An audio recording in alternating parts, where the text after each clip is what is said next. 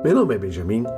Estarei lendo o texto de Hildegard Schneider, autora e líder do Ministério Worldwide Wings. O tema de hoje é Shavuot, uma dimensão totalmente nova.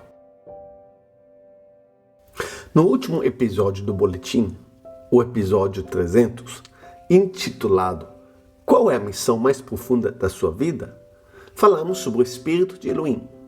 Embora o Espírito seja masculino em alemão, assim como em português, o Espírito, em francês, l'Esprit, e em inglês, the Spirit, sendo usado com um artigo masculino, a palavra ruach em hebraico aparece na maioria das vezes com artigo feminino. Assim, do ponto de vista gramatical, a palavra ruach é feminina. E todos os tradutores alteraram o gênero da ruach na tradução. Sempre que a palavra é usada em relação a Elohim, para o sopro de vida de Elohim que permeia a criação e lhe dá vida, para a presença de Elohim, então ruach aparece em hebraico com formas verbais femininas. A palavra ruach é uma palavra onomatopaica para o movimento de ar que se pode ouvir, seja na respiração humana ou na brisa suave. Para compreender melhor a Ruach HaKodesh, vejamos uma imagem que Moisés usa em Deuteronômio 32, verso 11. Como uma águia que leva seus filhotes e paira sobre eles, assim ele, Elohim, estendeu suas asas, tomou Jacó e seu povo, e o carregou sobre suas asas. Essa não é uma imagem sutil. No Antigo Oriente Próximo, a águia que pairava sobre o ninho era um dos símbolos mais poderosos do amor protetor, ativo e incansável que existe. E essa palavra hebraica rahab, que significa pairar, foi escolhida por Moisés também para a cena de abertura da história da criação. Isso mostra que o Espírito de Elohim não é um Elohim que observa à distância enquanto a matéria se organiza por si mesma.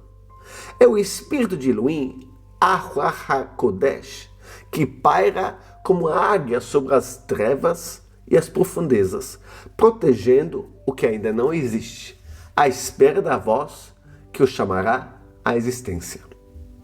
A palavra ruach tem ao todo 5 significados: vento, sopro, princípio da vida, sede dos sentimentos e da coragem, e o Espírito de Elohim como força motriz da ação divina. Se desconsiderarmos o contexto hebraico da feminilidade da Ruach HaKodesh, corremos o risco de nos movermos em uma realidade que não podemos perceber. A realidade da Ruach HaKodesh é íntima, apaixonada e sempre presente. Ela não depende de hinos de louvor, nem do estado emocional adequado. Ruach significa vento e respiração. E a respiração transmite, por natureza, uma sensação de proximidade, pois a respiração exige, por natureza, proximidade. Não se pode sentir a respiração de outra pessoa do outro lado da sala. Para ser alcançado pela respiração, é preciso estar perto. A ruach é descrita por uma palavra cujo significado é totalmente permeado pela proximidade. Ela não é descrita como uma força distante que transmite energia pelo cosmos. Voltemos à cena inicial da criação. E a terra era deserta e vazia, e as trevas cobriam o abismo, e o Espírito de Elohim pairava sobre as águas. Gênesis 1, verso 2. A cena inicial descreve o caos, a escuridão e a ausência de forma, e a ruach, que já está presente e paira sobre as águas. Ela não desce de cima. Não, ela já está lidando com o caos, antes mesmo que o caos seja nomeado. Em outras palavras, a ruach não espera até que recebe um chamado, mas já surge no meio do caos. Portanto, primeiro está a ruach, depois vem a voz, depois da criação. A Ruach paira, a palavra é proferida e então surge a vida. Voltemos a Deuteronômio 32, verso 11. Como a águia agita o seu ninho, paira sobre os seus filhotes, abre as suas asas, os recolhe, os carrega nas suas asas. A águia mãe não joga seus filhotes para fora do ninho e os observa de longe.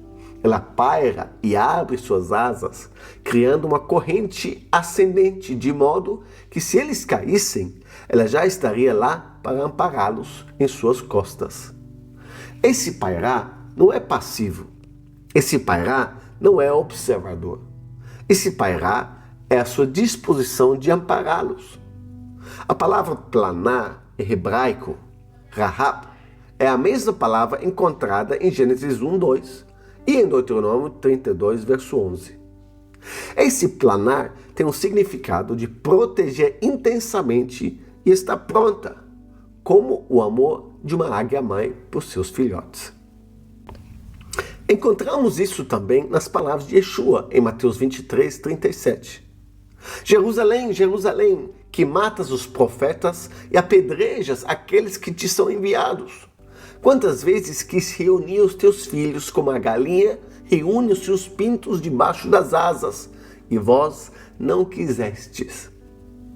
Agora voltemos-nos para o profeta Ezequiel, a quem o Ruach conduz para o meio de um vale. A mão de Elohim veio sobre mim, e ele me conduziu no espírito de Elohim para fora, e me deixou no meio do vale, e este estava cheio de ossos. Ezequiel 37, verso 1. E o vale estava cheio de ossos secos.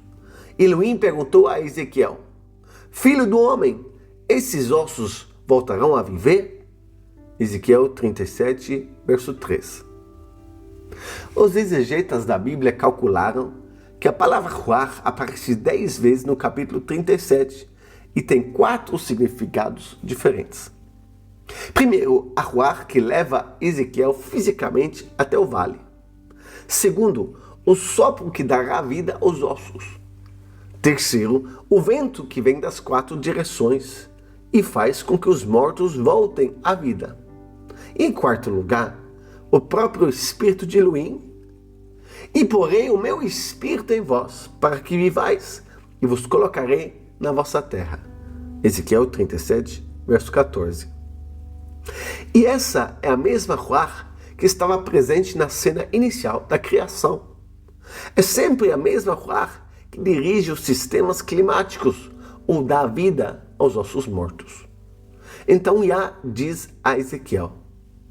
Ele me diz: profetiza ao Espírito, profetiza, filho do homem, e diz ao Espírito: assim diz o Senhor Deus. Vem dos 4 ventos, ó Espírito, e sopra sobre estes mortos, para que voltem a viver. Versículos 8 e 9. Da mesma forma, no versículo 14.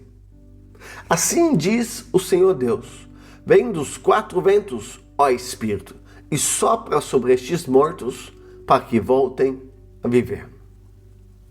Aqui vemos que Elohim diz a Ezequiel que ele deve falar com a Ruach, dirigindo-se a ela e ordenando-lhe.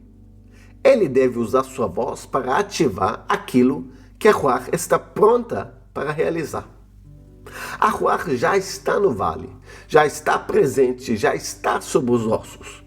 Mas a Ruach aguarda a voz do profeta. Primeiro a Ruach, depois a voz, depois a vida. O mesmo padrão da história da criação. A Ruach paira, a palavra é proferida, a criação acontece. E como foi durante o dia de Shavuot?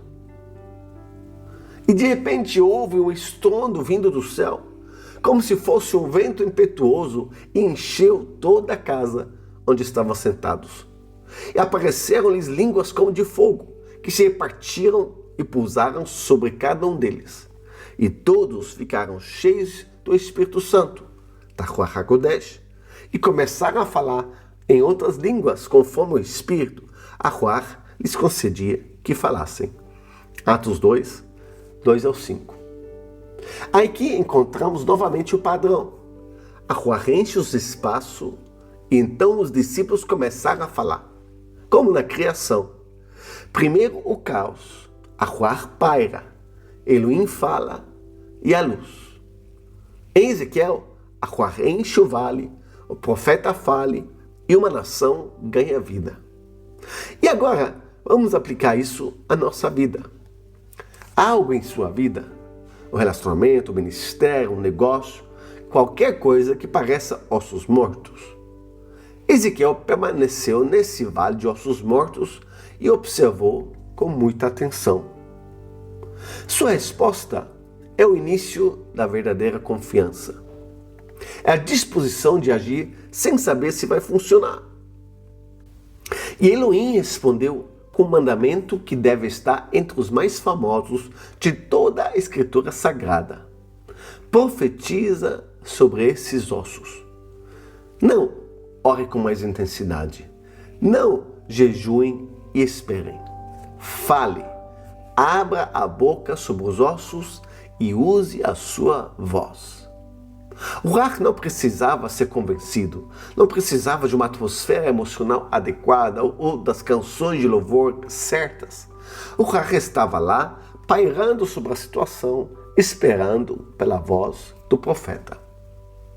Estou impressionado ao reconhecer esse padrão e agora o aplico aos incrédulos ao meu redor. Eles vivem no caos, ou seja, em uma desordem divina. A Ruach já está lá, pairando sobre eles por meio de nossas orações. E nós falamos a Ruach, assim como Ezequiel falou a ela. Vem, sopra sobre este morto, para que ele volte à vida. Desde que isso me foi revelado, agora oro assim, espero que os mortos ganhem vida, que nasçam para uma esperança viva. Vocês podem ajudar a divulgar a mensagem, deixando um like e se inscrevendo no nosso canal. Como o algoritmo registra essas atividades, esses vídeos serão exibidos para mais pessoas. Muito obrigado por isso. Que todos sejam ricamente abençoados.